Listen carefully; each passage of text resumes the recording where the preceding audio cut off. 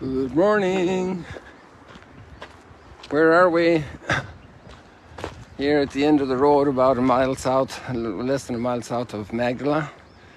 Here at this waterworks. And I just delayed starting because of all the cloud, but now it's getting very, very, very beautiful. There's a beautiful rib. You remember that line about the silver lining in the cloud?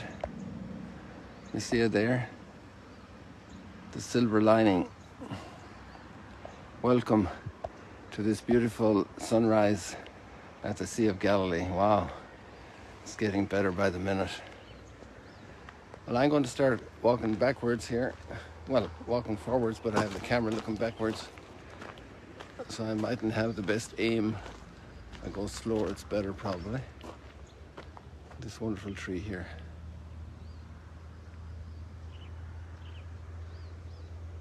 I love trees.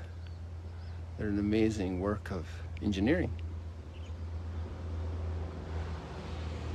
Amazing work of different forces. It's where water contradicts gravity in a tree. It goes upwards against gravity. Look at that branch going out there. The weight of that branch, I mean, you try to carry it. That needed about, when I was a child, it needed about 30 wheelbarrows or 50 wheelbarrows to carry all that wood. And it's all hanging there, and it's not falling off, and it's not breaking. Imagine the materials, the resistance. It's amazing. Amazing, amazing, amazing. Let's get back to this beautiful light. Oh, there's the sun. The sun makes us happy, doesn't it? We have that connection. We realize how important it is for us. Without the sun, we'd be one big block of ice. Or if we were too close, we'd be a fried chip, completely burned up. And then we couldn't see anything without the sun. Couldn't see all this beautiful green here. Somebody commented yesterday, we couldn't eat because there'd be nothing to eat, because the sun provides all the nourishment, all that energy coming in through the chlorophyll into all these little seeds here. They have been nourished, all these little pods.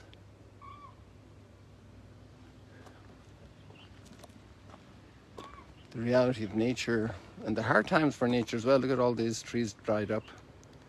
They're not coming back because we had so much high water for the last 4 or 5 winters that they're fried as well. The great balance that's needed in nature for the success of life. And look at all these flowers. All flowers, people, all flowers. Look at that. I can get a bit closer in a moment to more of them, but it's like all along here. Some of the flowers we saw yesterday, I think, the same ones. I'm not sure. Oh no, they're the ones with the like the more X-shaped or cross-shaped petal structure, not the cupped ones, the cyclamens. There's some here very close to me. Let me see if we can zero in on them. You see? 4-petaled ones. Yeah, you could call them a cross, or depending on the angle you look at them. I've seen them often as an X. But there they look more like a cross. That was a bus up there.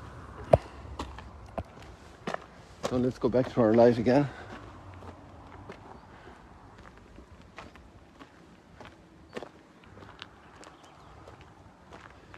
It's very healthy for us to ponder nature, to contemplate nature, because it's real, it's a reality. It's there, it's a given. We're in the world that's given to us. We don't make our world. We can obviously impact and affect, but it's a pure gift. I wonder how many flowers are here. How many petals, how many pollen grains will come from them. A little bit kind of a sense of an almost infinity of nature.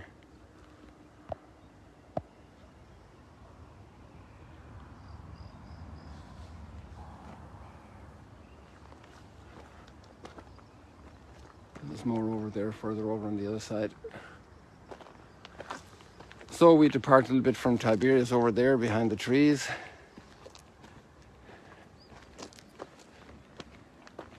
There's a very strong line in the opening passage we have today that harks back to Genesis. Who is the liar? And we have another text later or earlier in the Gospels, which the question is, or the statement is made, he was the father of lies, a liar from the beginning. Who is the liar?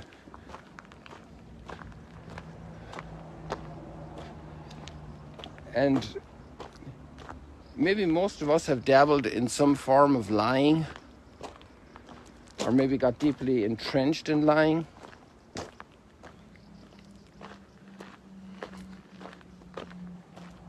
But I wouldn't think any of us enjoy when we find out that people were lying to us. We find it so repugnant, so horrible, not just distasteful, so you could say sick. And it really is when a human being lies.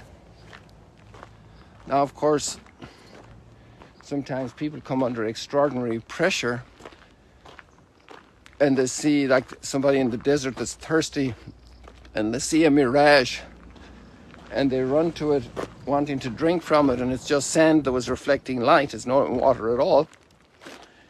And some people think that by lying they get some relief or sensation of escaping a difficulty, of feeling an expedient.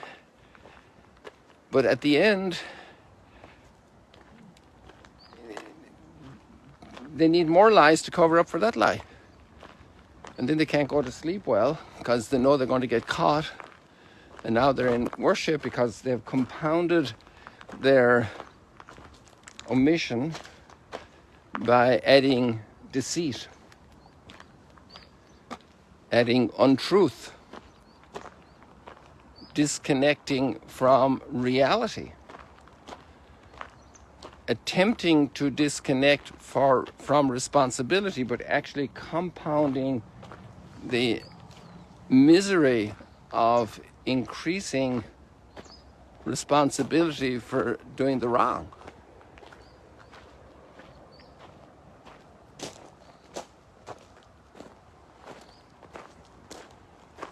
It's really amazing. Really amazing.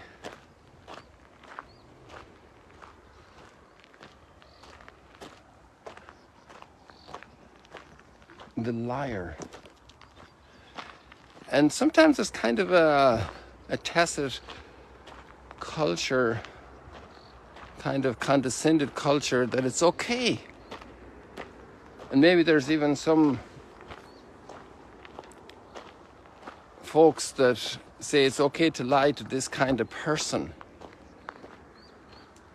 It's never okay to lie.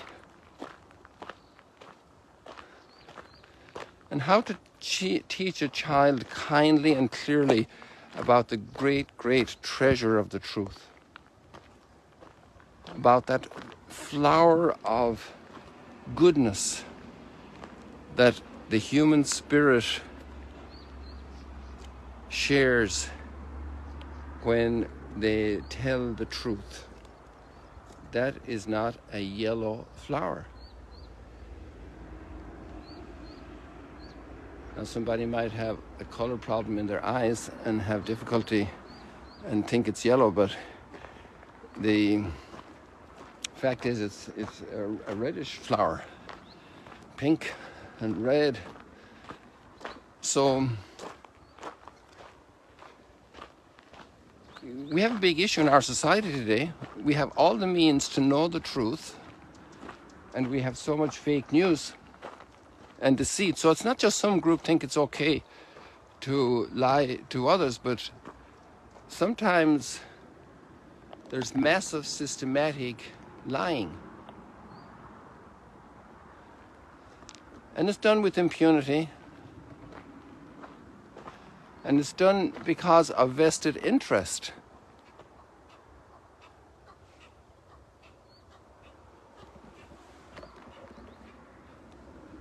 These are some herons here flying. I don't know if you heard them. Catch them on the screen here for you. A bit far away now. And there's a character that we have today coming out of all the tempered and fired by all the prophetic spirit of the Old Testament. And he says, he denies that he's the Messiah, and he affirms that he is just preparing the way. There's really a triple statement of truth in the way he expresses him, with a passion, with a total conviction and total serenity. And he can sleep very well that night because he has said the truth. There's that proverb out there that says, you need to tell 9 lies to cover up one lie. Sometimes the truth is painful. You know, we have that famous process of grieving from Elizabeth Kubler-Ross. And one of the first stages of natural reaction to hearing bad news is to deny it. Enter into denial. It's okay that we struggle to find the truth, that we struggle to take stock of the truth, that we struggle to accept the truth. Hey guys, you see this little bee in here? Oh, it is alive. I thought it mightn't be alive. Wow, it's coming out for us. He didn't expect to be on camera, or she, because the males aren't great at work. Isn't that a marvel? Little gadgets that she has there. Her little hands, her antenna, her wings. Wow, she doesn't realize the whole world is looking. And there she heads over for another flower. It's not that one. Let me see here if I catch it for you. There we are. Now we're getting an under view. Oops, sorry lady. She took off. I moved in there too, not gingerly enough.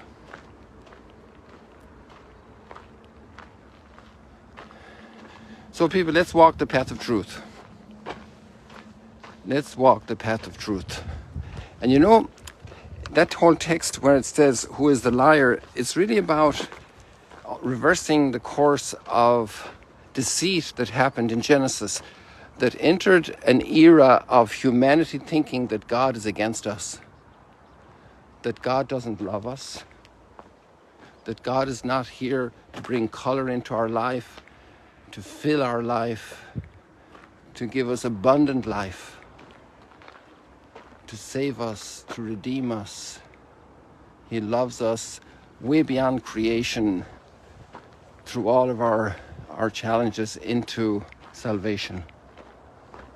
It's just amazing. And the big lie is doubting God and His goodness. These are real fishermen, people. These are not tourists. But they're far away from us, so I can't get a clearer picture than that. They're pulling in the nets. Look at that.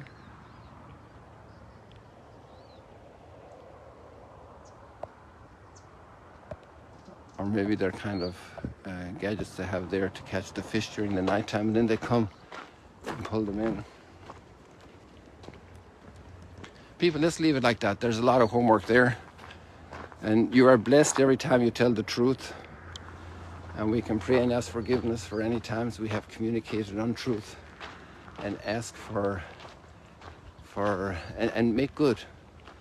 To come back and tell the truth is a great thing. It shows great humility. People are very, very touched and inspired for their own lives. It's a huge service to admit error. Sometimes we're embarrassed.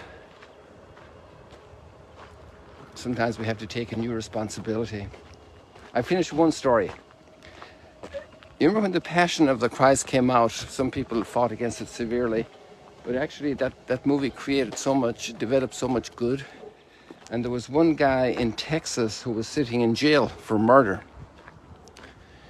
And another guy saw the movie and he decided to fess up and go to the authorities and said, I committed that murder and here's the proof. And the man who's serving a number of years in jail already is innocent, get him out. And they switched places. And I'm talking to you about this guy years after I heard the story and a long time after he committed the murder. And that guy is a blessing in his conversion and in his telling the truth. He's a blessing for me and he's a blessing for you hearing me telling it. People, the truth is our friend. God bless you, walk the truth. It's actually one of the commandments. God bless you, see you later, alligators.